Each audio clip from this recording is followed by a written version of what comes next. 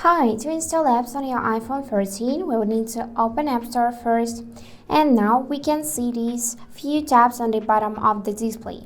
So that is Today Apps, this is Games, this is Apps at all, this is Arcade, and that is the search bar.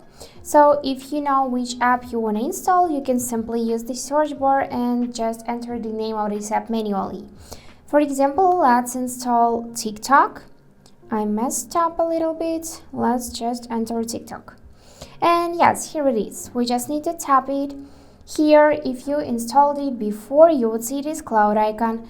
If not, you would see the button to get, like that. So in my case, it is a cloud icon.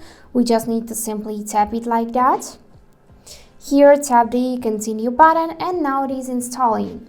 Also, sometimes it can require your Apple account password or your Face ID, so just enter it and the app will be downloading.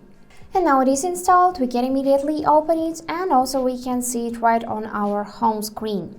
So simply tap it and now you can use this app. To delete it, just press and hold it, select this button to remove app and then choose to delete. And that's it for today. Hope this video was helpful and thank you for watching.